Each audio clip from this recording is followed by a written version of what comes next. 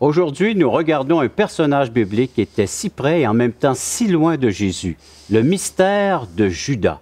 C'est le thème que nous aborderons aujourd'hui à l'émission « La parole vivante ».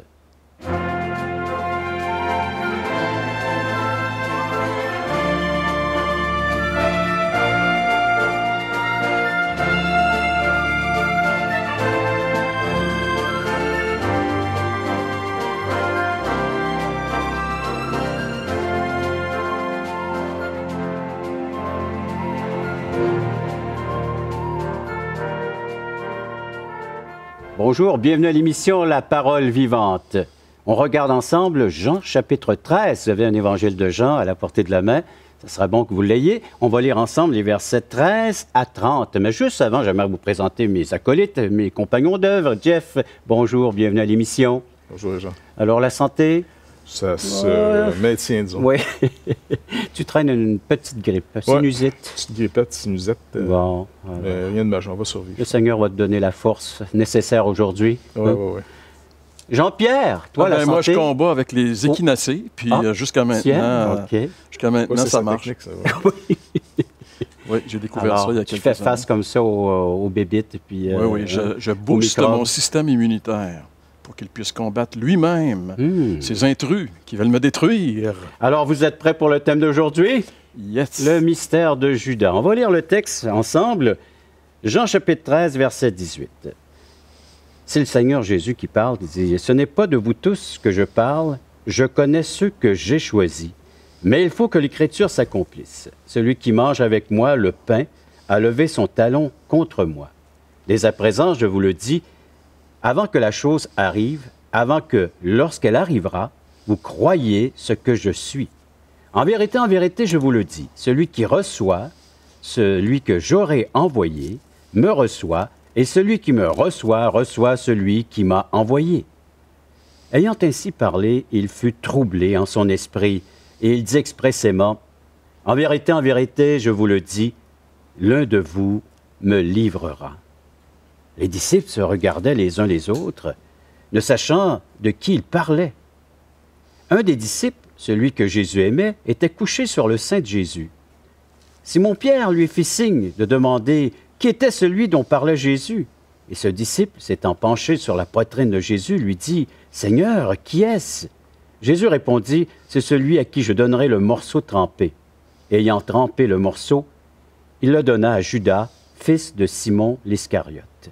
Dès que le morceau fut donné, Satan entra dans Judas. Jésus lui dit, « Ce que tu fais, fais-le promptement. » Mais aucun de ceux qui étaient à table ne comprit pourquoi il lui disait cela, car quelques-uns pensaient que, comme Judas avait la bourse, Jésus voulait lui dire, « Achète ce dont nous avons besoin pour la fête », ou qu'il lui commandait de donner quelque chose aux pauvres. Judas, ayant pris le morceau, se hâta de sortir. Il faisait nuit.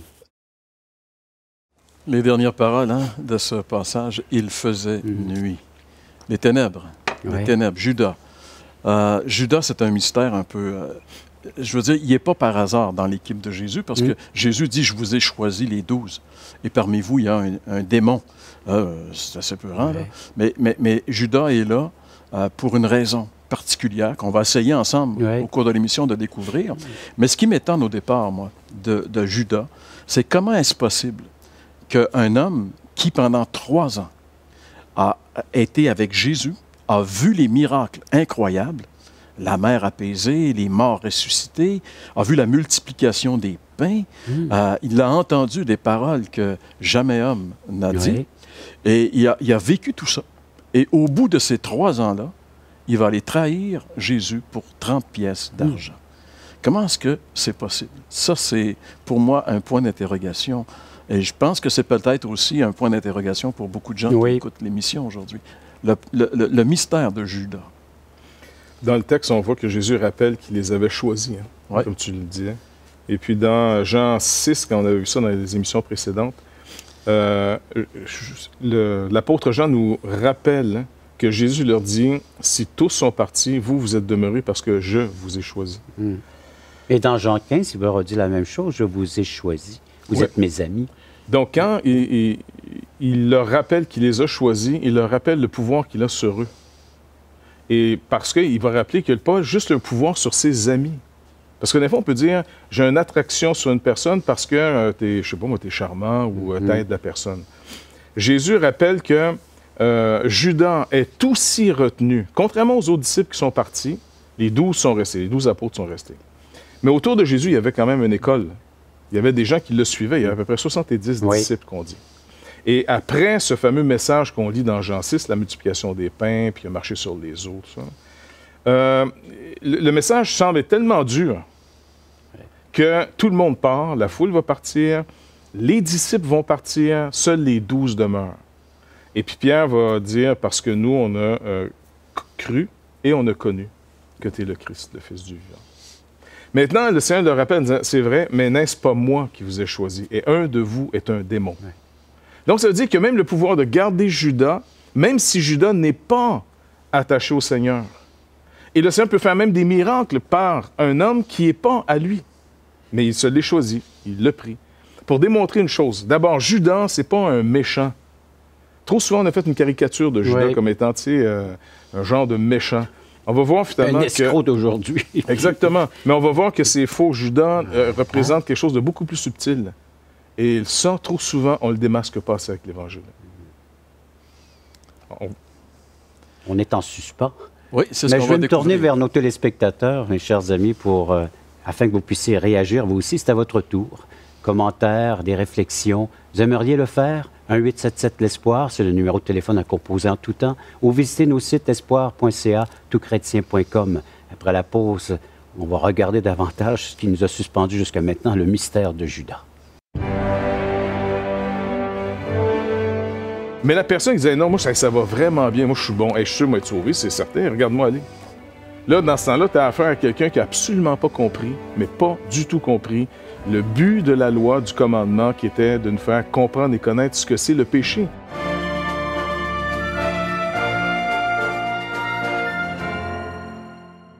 Assistez à un merveilleux déjeuner de l'espoir dans votre région. Un invité vous racontera comment Dieu a transformé sa vie et comment son cœur, souffrant, a trouvé une joie indicible en développant une relation personnelle et intime avec Dieu et son Fils Jésus-Christ. Des églises locales organisent de tels déjeuners dans plusieurs régions du Québec. Découvrez où et quand vous pouvez assister à un déjeuner de l'espoir dans votre région en visitant le site espoir.ca et en cliquant sur l'onglet « Déjeuner ».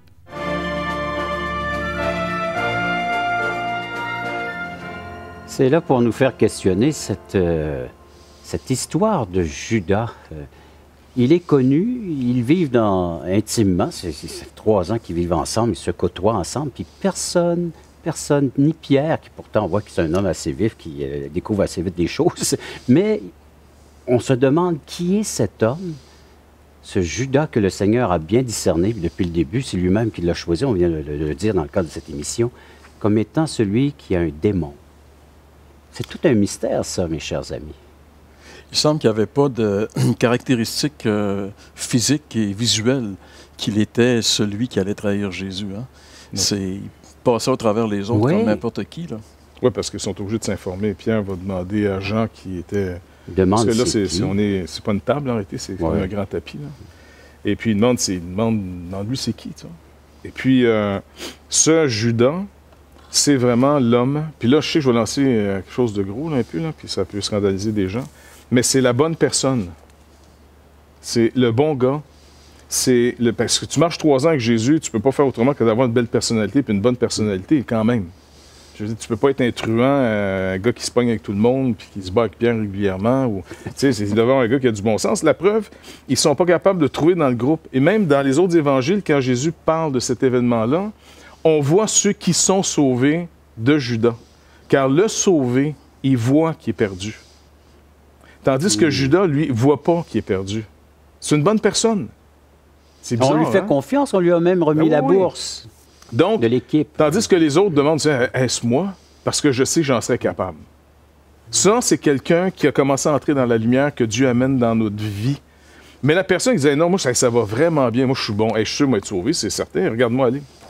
Là, dans ce temps-là, tu as affaire à quelqu'un qui n'a absolument pas compris, mais pas du tout compris, le but de la loi, du commandement, qui était de nous faire comprendre et connaître ce que c'est le péché. Tu es séparé de Dieu. La preuve, tu ne regardes pas à Dieu pour être sauvé, tu regardes à toi. Judas, là, il est sûr lui, que ce gars-là, il est sauvé. Il est sûr à ses yeux d'être sauvé. Il a fait des miracles. Il a été annoncé le royaume de Dieu. Il a prié pour des malades, ils ont été guéris. Il a chassé des démons. Et pourtant, Jésus va dire, « Présente-toi pas à moi au nom que tu as fait ces choses. Parce qu'en ce jour-là, je te dirai, je t'ai jamais connu. » Donc, comment un homme qui a chassé finalement des démons, qui a fait des miracles, guéri des malades, qui a enseigné, annoncé le royaume de Dieu, n'est pas sauvé? La preuve, c'est qu'il ne voit pas sa perte. Je sais que c'est pas agréable, là, mais pour être sauvé, d'abord, il faut réaliser que par nous-mêmes, là, non seulement par nous-mêmes, on n'est pas capable d'être sauvé, de se sauver. Ça, c'est une chose. À peu près tout le monde comprend ça, là, tu sais. Mais ce que la plupart d'entre nous, on ne comprend pas, c'est que le bien qu'on fait peut nous égarer encore plus que le mal qu'on fait. Parce que le bien que je fais peut devenir pour moi quelque chose qui me rassure. Je fais du bien, je suis bon, ça ne doit pas être si pire, mon affaire. Et là, Judas est l'exemple parfait, jusqu'à ce qu'à la fin, le malin, Satan, entre en lui. Donc, le travail des démons, là, c'est pas de faire de nous comme le gars possédé dans... Il y en a qui étaient possédés d'une légion, puis qui se frappaient. Le vrai travail, au fond, démoniaque là, dans ce monde, c'est d'égarer les gens par un bien qu'ils vont faire afin de ne pas avoir besoin du sacrifice de Jésus-Christ. Que Paul va dénoncer comme étant des anges de lumière, se faisant passer pour des anges de lumière. Exactement. Puis il se déguise en ministre de justice. Voilà. Donc, ici, Judas, c'est tellement l'homme par excellence là-dessus. Et là, le Seigneur va le livrer en le laissant aller. OK, maintenant, je te laisse aller, afin que l'Écriture s'accomplisse. Mais je vous dis ces choses avant qu'elles arrivent pour que vous puissiez, comme il dit ici, là, je pense que la version est encore meilleure là, pour... C'est lequel verset? Verset 19, à la fin. Là. Moi, ici, dans ma version, c'est que je vous dis ces choses. Lorsqu'elle arrivera, vous croyez à ce que je suis. Oui, attends un petit peu. C'est chapitre 13. Ouais, oui, Jean 13, mon cher Jean-Pierre. On est rendu. On arrive, là. Excusez-moi. On est entre la Genèse et l'Apocalypse. OK, alors ça se lit comme ceci. Je vous le dis déjà maintenant, avant que cela n'arrive, afin que lorsque cela arrivera, vous croyez que moi, je suis. Faisant référence, bien sûr, à l'Éternel, révélation à Moïse. Exactement. Et à moins que le Seigneur nous accorde de vraiment voir, parce que d'abord, la bonne nouvelle commence par une mauvaise nouvelle. Je suis perdu. Et qu'est-ce qu'on fait dans ce temps-là? On veut aller se réfugier dans les ténèbres, parce que cette lumière nous fait peur, parce que Dieu, on le connaît maintenant comme un Dieu juste, un Dieu menaçant, terrible, pas agréable pantoute, parce qu'il est juste. Et là, il met en lumière que moi, je ne suis pas juste. J'ai des faiblesses énormes. J'essaie de me bâtir une vie qu'elle soit acceptable aux yeux des hommes, que je crains, et à plus forte raison de Dieu qui m'attend après la mort. C'est pour ça que la plupart des gens, la nouvelle religion, c'est l'athéisme, parce que c'est une nouvelle croyance qui essaie d'apaiser cette douleur face à l'éternité. Non, il n'y a pas de Dieu, c'est réglé. Même une madame qui est assez populaire, qui a affirmé clairement qu'il y a peut-être une force dans l'univers, mais pour elle, il n'y a rien d'autre. Quand tu meurs, tu meurs. Ça s'arrête là. Tu sais? C'est un peu dans Jean 3, hein, quand il dit qu'il est venu comme une lumière et les hommes l'ont refusé parce que justement, leurs œuvres étaient mauvaises. Pour au lieu d'accepter de dire, regarde, je suis mauvais, je suis pécheur, ben, ils ont voulu fuir dans les ténèbres pour oublier, essayer en tout cas d'oublier. Mais l'homme a beau se réfugier dans l'athéisme, mais Dieu dit... la parole de Dieu dit qu'il a mis dans le cœur de l'homme la pensée de l'éternité. Il reste qu'il y a quelque chose de dérangeant continuellement, qu'on essaie de faire mourir, de faire taire. Je discutais hier avec une dame et elle me disait, elle disait que son mari était athée, mais elle dit, moi, j'arrive pas à dire que je suis athée parce que j'ai conscience que j'ai une âme.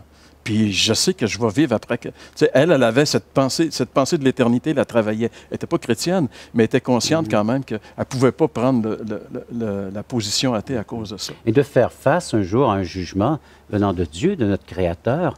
Et là, aujourd'hui, les gens qui portent leur culpabilité, le fait d'être coupable, on ne sait pas trop devant qui, devant quoi, mais devant Dieu, notre Créateur. Et c'est intéressant de voir que le Seigneur dit à ses disciples, vous êtes maintenant la lumière du monde, c'est à vous maintenant. Et c'est ceux qui ont reconnu qu'ils pouvaient faire des actes d'injustice, qu'ils pouvaient être méchants, qu'ils pouvaient faire du mal. C'est eux qui deviennent la lumière aujourd'hui. Vous en êtes où, vous, dans vos réflexions? Hein? Ça fait quelque chose à réfléchir, tout ce lot que le Seigneur enseigne à travers ce personnage de Judas. Judas, c'est la personne qui ne reconnaît pas son besoin d'être éclairés par celui qui est la lumière, le Seigneur Jésus-Christ. Vous, êtes-vous en train de vous faire éclairer, vous laissez cette lumière faire son œuvre, découvrir l'être dont vous êtes, afin que vous puissiez implorer sa miséricorde, sa grâce, son pardon, et de devenir à votre tour une lumière pour les gens de votre entourage. Vous aimeriez en savoir davantage? Eh bien, vous pouvez lire le Nouveau Testament. Si vous n'en avez pas, on vous en donne un tout à fait gratuitement. Vous appelez un 877-l'Espoir ou visitez nos sites espoir.ca, touchrétien.com. Après la pause, on va regarder ensemble que Judas était là, que le Seigneur l'avait choisi pour l'accomplissement de la parole. Reconnaître qu'on est pécheur, c'est reconnaître jusqu'à un certain point. J'ai la même nature que Judas et je peux faire la même chose que lui. Tu sais, je veux dire, profiter de Jésus pour 30 pièces d'argent.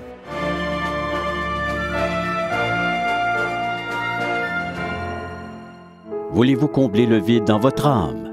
Avez-vous soif d'une sérénité intérieure?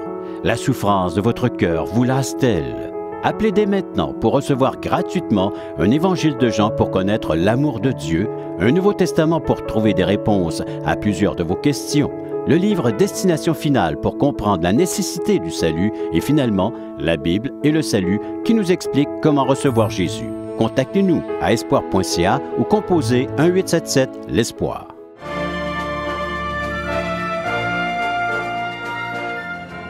Dans l'Évangile de Jean, dans ce texte, nous apprenons que Judas a été choisi par le Seigneur pour accomplir les Saintes Écritures. Oui, absolument, Régent. Dans le verset 18 de ce qu'on a lu tantôt, j'aimerais juste le ramener. Jésus dit, « Je ne parle pas de vous tous. Je connais ceux que j'ai choisis. Mais il faut que l'Écriture s'accomplisse. Celui qui mange le pain avec moi a levé son talon contre moi. » L'Écriture avait prédit bien à l'avance que quelqu'un qui est proche de Jésus allait le livrer, allait le trahir. Il fallait que ça arrive à un moment donné. Et on est rendu là, là. C'est ça. À un moment donné, il est dit ici que Jésus frémit, tu sais, dans son esprit. Oui. Parce que là, ça arrive. Là. Le moment est venu. Et à un moment donné, en réfléchissant un peu là-dessus, je me disais, connaissant la nature humaine, qu'on est tous potentiellement des rebelles, naturellement, contre Dieu, probablement que c'était facile pour Dieu. Tu sais, mettons, conversation entre Jésus et le Père. Ça me prend quelqu'un qui va me trahir. Ben regarde, le choix est grand. Tu sais. Qui tu veux. Tu sais. C'est facile d'en trouver. Ouais. C'est facile d'en trouver. En fait, on est tous potentiellement des Judas dans ce sens-là. Ouais. Tu comprends-tu? Et ça aussi, comme Jeff, tu le mentionnais, reconnaître qu'on est pécheur, c'est reconnaître jusqu'à un certain point. J'ai la même nature que Judas. Et je peux faire la même chose que lui. Tu sais, je veux dire, profiter de Jésus pour 30 pièces d'argent. C'est incroyable. Mais l'Écriture l'avait prévu et ça devait finalement s'accomplir parce que tout ce que Dieu dit, ça arrive. Et puis je pense que le Seigneur nous montre ici que malgré tout ce que je ferai pour vous dans votre nature présente, ça ne changera rien. Parce qu'il a guéri en Israël, il a nourri, on voulait sans arrêt le lapider. Et puis, on parlait souvent de la condition humaine puis de la nature humaine. Dans Judas est resté quelqu'un dans la condition humaine, d'abord bien. Moi, je pense qu'il était même, humainement parlant, là, supérieur peut-être en éducation, en capacité que peut-être Jean ou Pierre. Tu sais. Ouais. Et puis, par contre, son attitude, c'est qu'il se confie en lui. Tandis que Pierre, lui aussi, va renier le Seigneur. Lui, Judas le livre, mais Pierre va le renier. Il va jurer qu'il ne le connaît pas. Tu sais. Et puis, par contre, le Seigneur dit à Pierre que « Tu vas me renier, Pierre? » L'autre est « Non, non. » Il dit « Par contre, j'ai prié pour ta foi. » Donc, même là, le Seigneur intervient en disant « Écoute, moi, j'ai prié que ce que tu as entendu de moi, ça pénètre en toi, ça te soutienne. Et plutôt que de te faire justice de l'injustice que tu vas faire, ce que Judas a fait, Judas s'est suicidé, il s'est exécuté à la mort comme s'il n'était plus digne de vivre. Donc, Judas croit énormément en sa justice. Il ne croit pas en celle de Dieu, qui est Christ. Tandis que Pierre a été sauvé parce qu'il a cru dans la justice de Christ. Mais par contre, la justice de Christ ne côtoie pas notre justice. C'est une ou l'autre. Et là, c'est pour ça, encore une fois, malgré tout ce que Judas a vu, et c'est pour ça que je pense qu'aujourd'hui, si on veut mettre trop l'accent sur l'environnement, il faut que ce soit des églises vraiment très agréables, qu'on soit... puis c'est sûr, il ne faut pas être désagréable non plus. Là. Oui. Mais, tu sais, à un moment donné, quand tu es rendu dans des shows de boucan sans arrêt, pour essayer d'attirer du monde, je suis pas sûr, moi, que ça me tente de voir tout ce monde-là arriver. Écoute, je sais pas. La parole n'a pas... Il y a une volonté, il y a un but précis. Le Seigneur Jésus-Christ, c'est d'accomplir les Saintes Écritures, c'est d'accomplir la volonté de son Père. Oui, puis la volonté de son Père, c'est la vie éternelle. Oui. La vie éternelle, c'est une question de nouvelle nature. C'est pas l'amélioration de ma situation présente. C'est même pas de dire, écoute, m'a t'aider à devenir meilleur. Je fais de toi une autre création. Et puis, si ça, c'est pas compris, quelqu'un peut se dire, attends, comment je sais si je suis sauvé? Ou alors, Judas a marché 3 ans avec Jésus. Oui. Bien, l'indice, là, il n'est pas compliqué. Si vous êtes sauvé, vous voyez que vous êtes perdu, ce n'était pas de la grâce de Christ, vous êtes perdu. Vous n'êtes pas mieux que les autres. Par contre, si vous êtes en train de vous contempler en disant « Non, moi, c'est sûr que je suis sauvé, regarde ce que je fais. » Alors là, le Seigneur dit « Fais attention, parce que j'ai aussi dit que ceux qui ont parlé en disant « Nous n'avons pas nous chassé les démons en ton nom, prophétisé, je vous ai jamais connu. Ouvrier d'iniquité. » Donc, Judas, là, il était sûr qu'il était une bonne personne. Il était même amplifié dans son impression d'être une bonne personne. Il se tient avec le Seigneur. Il se tient avec celui qui fait des miracles. Est-ce qu'il peut trouver une personne plus valorisante que celle-là, celle de Jésus? Puis on prend un autre qui a été du potentiel de Judas, Saul de Tarse, l'apôtre Paul. Oui. Un homme qui fait très bien, il se confiait très bien en lui-même. Et puis finalement, plus il avance dans sa vie chrétienne, plus il n'a pas peur de parler de lui comme vraiment un homme violent, un homme, le chef des pécheurs. Puis dépourvu de pouvoir face au péché. Il dit « Qui me délivrera? » Puis il crie, hein? « Gloire soit rendue au Seigneur Jésus. » C'est la seule délivrance.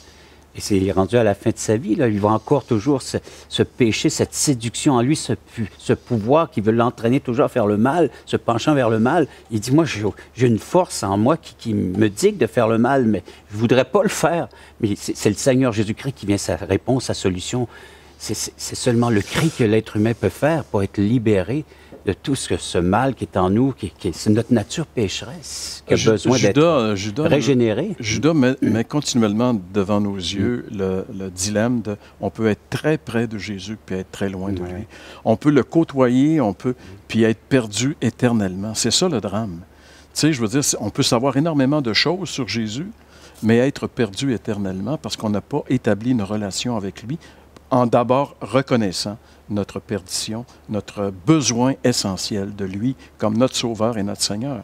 Et c'est pour ça que c'est important. Judas nous rappelle cette réalité importante. Et j'espère qu'il nous le rappelle à tous et à chacun d'entre nous. Et vous pouvez réagir à ces commentaires, ces propos que vous venez d'entendre dans le cadre de l'émission La Parole Vivante en nous appelant 877-l'Espoir, 1-877-537-7647 ou via nos sites espoir.ca ou toutchrétien.com, un service tout à fait gratuit. Après la pause, on revient avec la conclusion de l'émission. Parce que la grâce, si vous entendez sa voix, n'endurcissez pas votre cœur. Les gens qui nous écoutent, Dieu leur fait grâce présentement parce qu'à travers la parole, Dieu est en train de leur parler.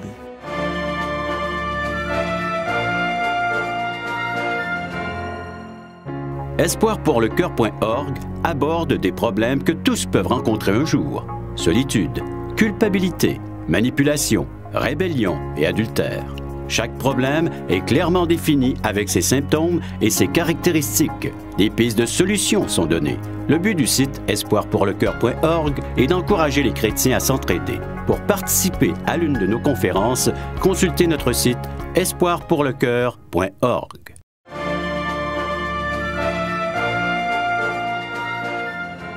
Donc, on vient de voir que c'est un Judas au service du Maître. Mais juste pour rappeler, on devrait rappeler à nos auditeurs, parce qu'on est victime un peu de notre succès, que l'émission va au-delà finalement de la province de Québec.